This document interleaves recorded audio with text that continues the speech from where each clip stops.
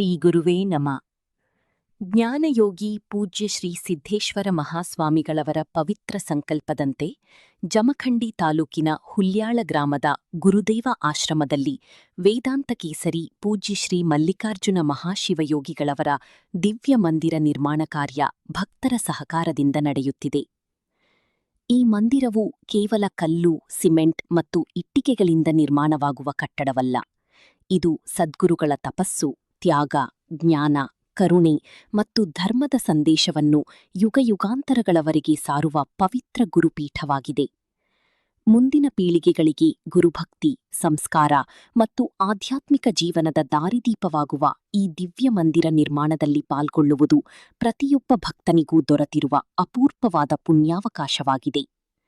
ಶಾಸ್ತ್ರಗಳು ಹೇಳುತ್ತವೆ, ಗುರುಸೇವೆಗಿಂತ ಶ್ರೇಷ್ಠ ಸೇವೆಯಿಲ್ಲ, ಗುರುಕಾಣಿಕೆಗಿಂತ ಶ್ರೇಷ್ಠ ದಾನವಿಲ್ಲ.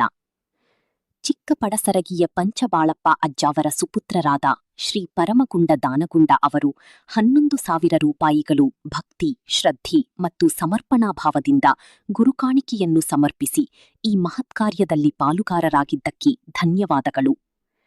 ದೇಣಿಗೆಯ ಮೊತ್ತ ದೊಡ್ಡದೋ ಚಿಕ್ಕದೋ ಎಂಬುದು ಮುಖ್ಯವಲ್ಲ. ಅದನ್ನು ಸಮರ್ಪಿಸುವ ಹೃದಯದ ಭಕ್ತಿ, ಗುರುನಿಷ್ಠೆ ಮತ್ತು ಸೇವಾಭಾವವೇ ಮುಖ್ಯ. ಸದ್ಗುರುಗಳ ಪಾದಪದ್ಮಗಳಿಗೆ ಸಮರ್ಪಿಸಿದ ಪ್ರತಿಯೊಂದು